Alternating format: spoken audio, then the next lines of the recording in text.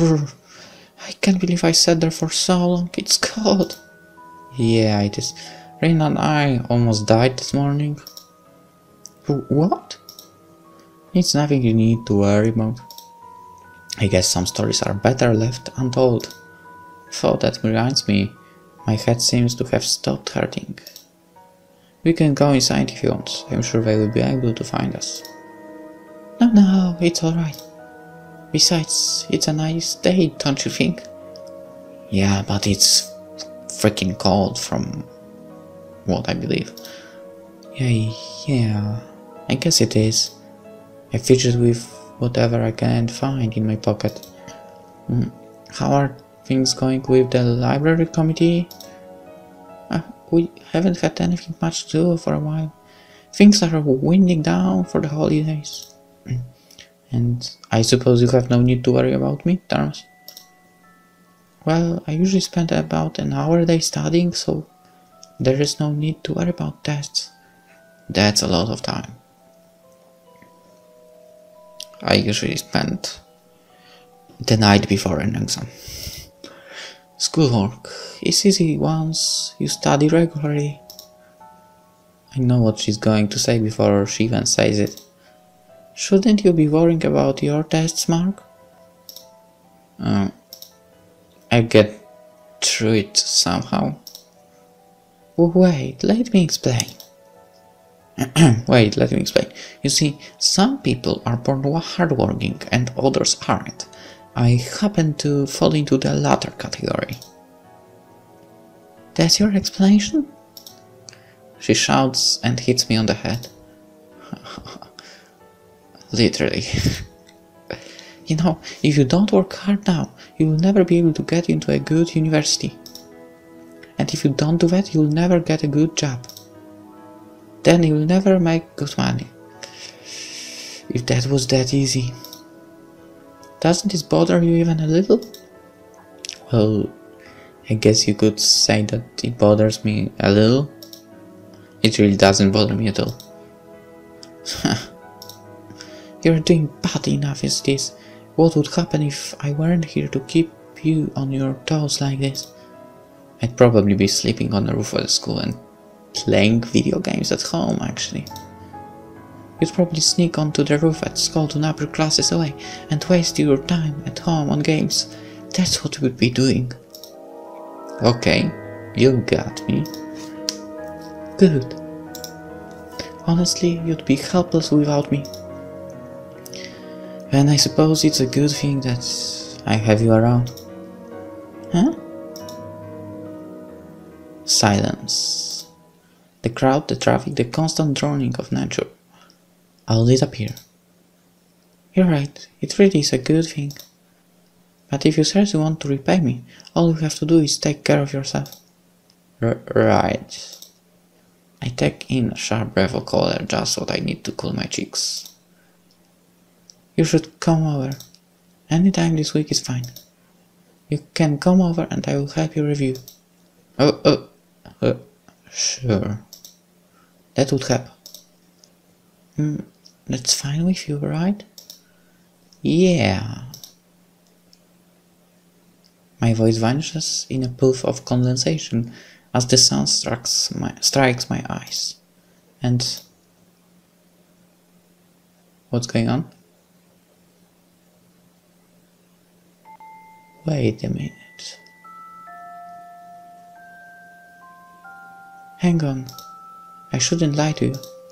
I'm not only asking you to study. I open my mouth, but nothing comes out. It's just like it was with Myra. Constraining, suffocating, dizzying.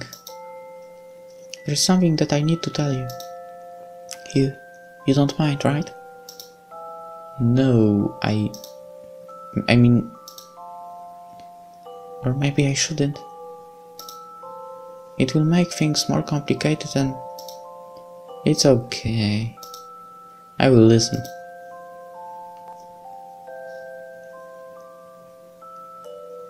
I squint in the sunset.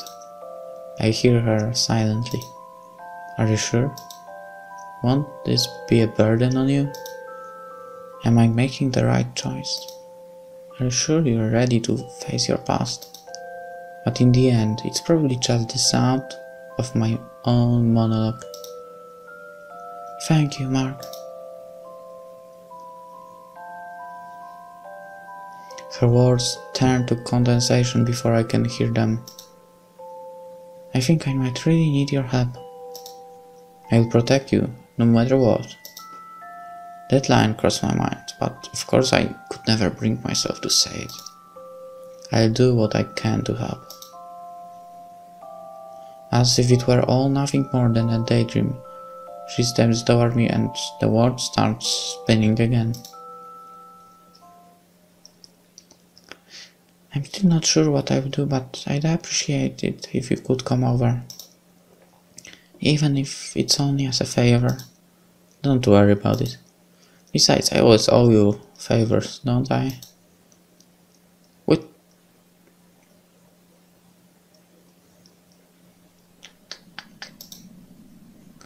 I mentally whine about the weather as my feet kick at the frozen dirt. Nothing happens. Nothing at all. I talked to a friend about schoolwork and she invited me over to study and...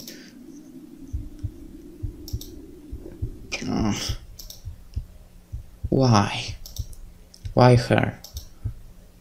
Why not her? Ouch. A bruise materialized on one of my knuckles after I punched the bench. Unsurprisingly. Screw it. This is a waste of time. I tried to push myself off the bench. But... leaving already? That voice. I should be surprised, but somehow it feels like the most natural thing in the world. Oh, it's her again. Myra, what are you doing here? I quest the same of you, but I won't, so let's drop the subject. Her smile is a few times more soothing than a punch to the bench. Actually, not that she's here, maybe I can get some information out of her. You know, Myra, I forgot to ask. It's a nice evening, don't you think? The weather again. I guess I can't deny that. I'm glad you agree. Shall we go for a walk? Well played, Myra. You're good at changing the subject. But you are not teleporting out of here this time.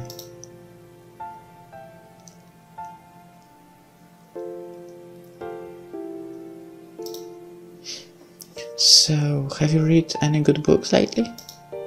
I wonder why she didn't seem this cheerful when we first met. Sorry to change the subject, but are we lost? We ended up wandering around the park after we left, but the trees seem to have closed in around us. Now that you mention it, you've gotta be kidding me. So... have you read any books lately? You've gotta be kidding me. Kidding? You mean you didn't like anything that came out last month? She can't be that dense, can she? I'm not really into modern literature. So you prefer the classics then? She beams at me innocently. I almost let out a sigh. No, I'm not into reading in general. Well, you are dumb then. No, I meant I'm not into reading in general. Sorry. What about movies? Movies work too. Well, let's see. There was that horror movie with the zombies. What was it called again? That's not very specific. Oh, I saw the one with the partons. That was pretty cool. She lifts her foot as if to kick me into a mum's. Well, if you're ever bored, you can borrow books or a few movies from me anytime. How? You're a ghost. My father pretty much has an entire library in our basement. Oh, that's right. So you're interested? More importantly, your father. Huh?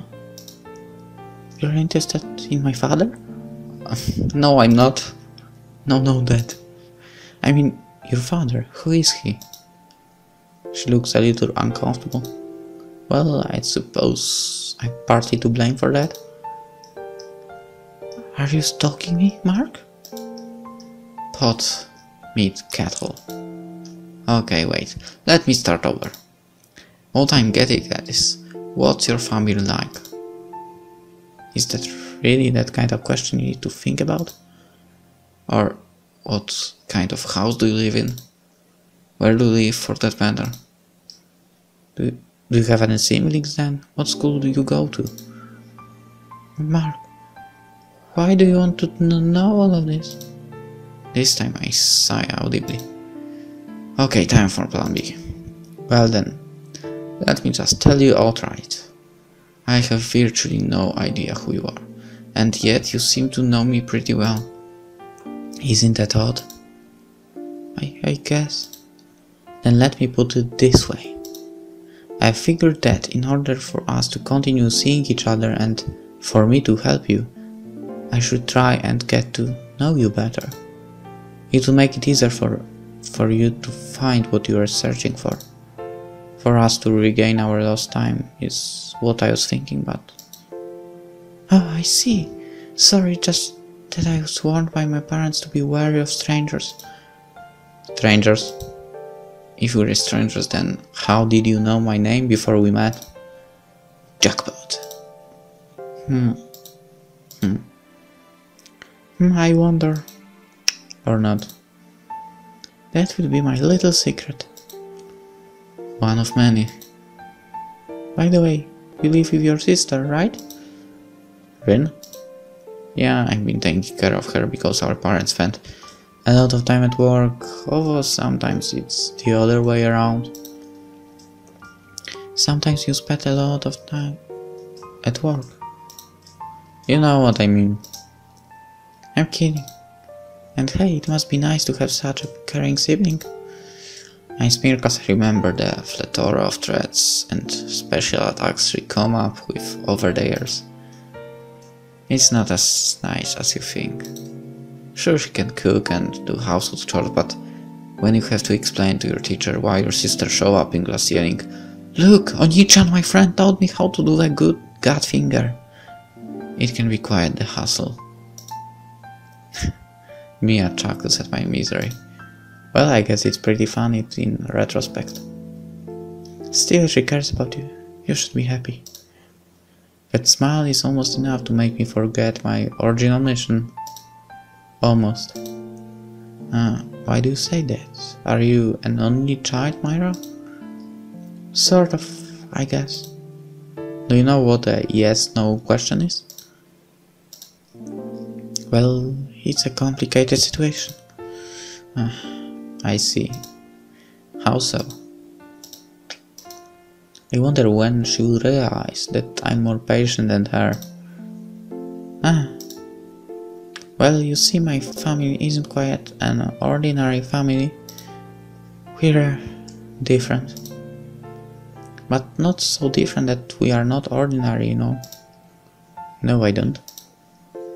To put it simply, it's like walking home from school and having to decide between going to your small 2-bedroom apartment, where your parents treat you kindly, or your uncle's mansion filled with books and electronics and everything else, except that you'd be all by yourself.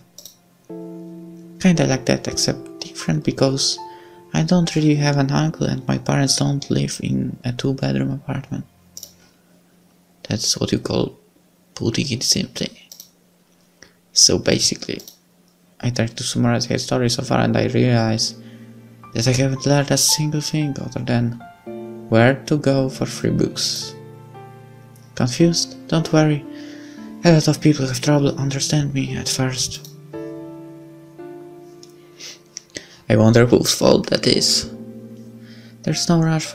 We got our whole lives ahead of us. She teases a smile out of me. I admit defeat. But if I ever want to talk to you, what should I do? I mean, walking all the way to school at night is kind of impractical. Do you have a cell phone or anything? Don't worry about it. Contacting you will be my job. It's what I do best. Stalking me is what you do best. I don't make it sound like a crime. I won't even bother. But really, is there anything that you want from me? Our eyes meet and I see something. I was mistaken the other night that this girl isn't angelic or ghostly at all. She's very, very human. I don't want anything specific from you or anything tangible. I'm just happy that we can finally be together. But is there anything that you wish for? Maybe. She bites her tongue, pondering as if choosing the course of her life. All I really want is for things to stay the way they are. I'm happy. If that's the case, I'll do my best to help you fulfill your wish. I promise. Thank you. It was nice talking to you, Mark. It was a pleasure indeed.